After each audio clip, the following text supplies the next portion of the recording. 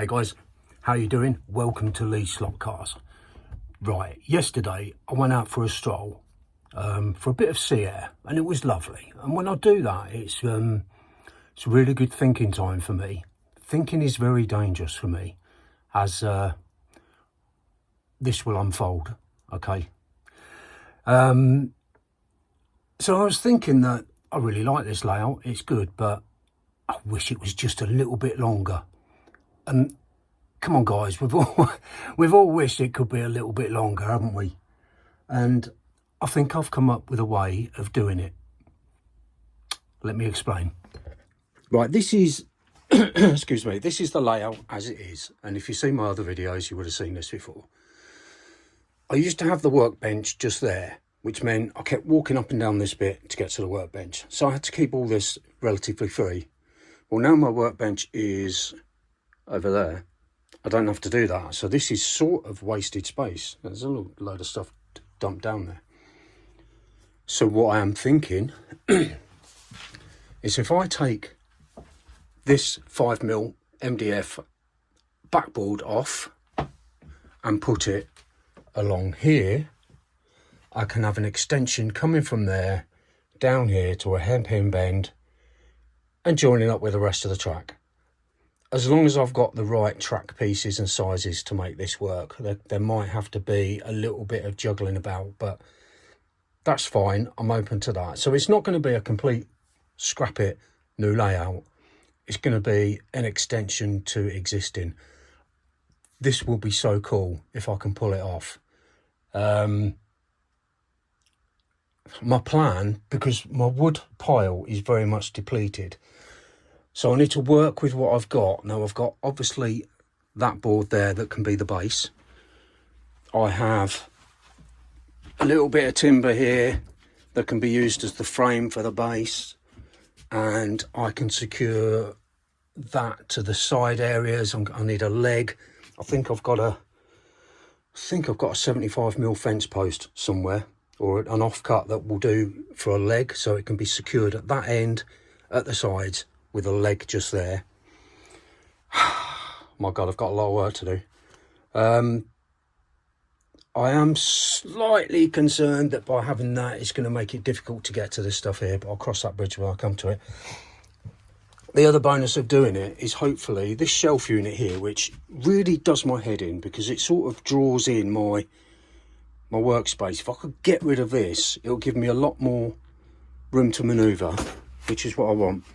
And hopefully I can split this shelf in two and put it underneath the layout extension.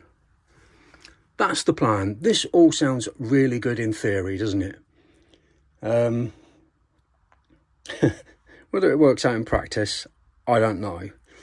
The other thing I'm thinking of doing, I never ever run digital on this track. Never. I don't have a need. It's just me in here 99.9% of the time. And all the cars I run are analog. I have got some digital chips, which I should probably sell to fund a few other things. But I need to get the back plates to replace them. So I need to look into that. So I think I might be selling this digital power base. And maybe the lane changers, because ultimately I really like the idea of wireless controllers. So Arc Air may be an option, but I can't buy that until I've sold this. So what I've done in the meantime is I've ordered off eBay, and I got it for a tenner, is the original Arc 1 set, which will do for the time being until I've raised enough funds by selling a couple of bits to go for the Arc Air. Ideally, I'd love the Arc Pro because it still gives me options if I change my mind to go digital in the future. But I'm not sure about that. So that will all evolve in time. But for the time being, I'm going to focus on the project of trying to get this base built for the layout extension. And then we'll see where we go from there. So I'm going to crack on. Well, that was hard work from start to finish. I've taken the board off there. Now that was a job in itself because the head on the screws were really crap and it was really hard to get in to take them off. But anyway, it took me ages to, but I got that off. And I built a very, very crude extension. Now it's not going to take a lot of weight. So it's got a little frame with bits that I found. This needs tidying up, but it's in place, and that is the main thing. And this is what I've got. So this is all the old layout, which I love, which I'm going to keep. So now we come down, rather than just coming around along, we come down. We've got a bit of a zigzag coming on here, down to a hairpin bend and up. And it took a lot of juggling about to get the pieces to fit, because I'm limited in what I've got, to get the pieces to fit right, so the track went together and clicked in place rather than having to try and force it in. So I like that. I need really ideally 2 more half straights that I haven't got, because then I can just bring this out to the end a little bit, but for the time being I'm happy with this. I need to get a border there in line with the track, so it you know, so it can drift around a little bit, especially if I'm going to be taking magnets out. And I think having magless cars, if I go ahead with that, it's going to make this bit just a little bit more challenging, which is good, because it needs to be challenging. It doesn't just want to be a procession around the track. So I've got the basics in place. Now the other pros is that it's opened up this back area where obviously I can put scenery, and this can, and I've had to take all these off, but they can all go back on. That's not a problem. That's a nice simple job. Hot glue those back on. There's things like the lights that I had previously in the wiring, but actually that can go just there, which is fine. I'm quite happy to keep that floodlight there as well. It doesn't have to be down directly on the track. And in terms of space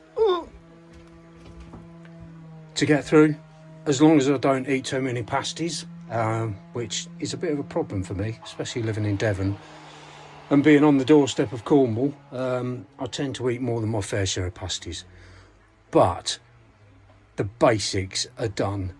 Now I'm just going to run a car around the track. Now I've got the one that sticks like glue, and this is this one, and this is the one my grandson uses because it literally glues to the track. So let's just run it around. I think it's much more interesting now in terms of additional length. You know, there's not much in it. You know, there's probably an extra 4 foot of track, but it just gives you, I don't know, I like this actually. I'm really, really happy with this. This was never going to be a layout rebuild. It was going to be an enhancement to the existing, and it has opened up a nice bit for scenery, as I said. And this has been hard work, but I've managed to do it. Now I might get in trouble because we had an old curtain pole in here and I've cut it to make this leg, and now I'm dreading the time when Mrs. Lee says, "Oh Lee, where's that curtain pole? We need that." Because oh my God. Anyway, let's hope we don't come to that. So it's a little bit tight getting under here for stuff, but I'm going to have a shuffle around, so everything that's stored under this bit is stuff that doesn't get used very often. So I'm going to go ahead and put all the barriers, all the borders back on for the time being, and then clear everything out, and we'll have a look at the final extension build. Right, I've got most of the borders on now. I really love this. I'm so glad I did it. So glad I went for that walk to give myself thinking time. So this part of the track is the same, and then we come down here, cuts inside, little zigzag down to the hairpin bend, and then back up through. I absolutely love this. This is so much better than just coming straight in there, round and across. It's just made the track a lot more interesting to drive. And also, like I said, at the top corner, I mean, I've just plonked out there for the time being, but I can do some work in the corner there at some point, and something to go in there. So I've still got loads of space for doing the scenery. fantastic. Why didn't I think of this earlier? Someone actually did suggest that I do this, and I can't remember who it was, but I really wish I listened to you. I've got to sort out all this stuff and the stuff that's not interesting in terms of this video, because it's about making things more accessible. And there's a couple more borders I've got to finish off. The track does slightly overlap the base, but you know, it's not the end of the world. I'm just going to stick a border across here, and you'll never know. And this isn't load bearing, there's no weight on it at all, so it's, for one of my jobs, it's actually quite stable. It's not going to fall down anyway. Yeah, this is fab. I'm loving this. I can't wait to clean the track and run a few cars over it. But what I do want to do is maybe move the power base up this end somehow, because although these controllers do stretch, then I'd rather be standing back here comfortably, because then you get a whole view, complete view of the whole layout. Whereas if you're over there, you turn in your head like on a tennis match, backwards and forwards all the time. And also for filming racing, filming cars, you know, which I often put at the end of the video, running a few cars around, you can get a much better view of the whole layout. So I really love this. And just to finish off, I'm going to give that beautiful Holden sent to me by Pat Backers a couple of years ago, and I'm going to do a couple of laps of that, and then I'm going to sign off. So yeah, this has been a short video on quite a long bit of work, but you know, you wouldn't have wanted to see me hacking away at wood and trying to get that up. So it's just an overview of what I've been up to and what I've done, and I can't wait to get out here and start you know, tighten it up a bit with scenery. So love this car, love this car. Anyway, thanks for watching, guys. You all take care, my friends. Bye bye now.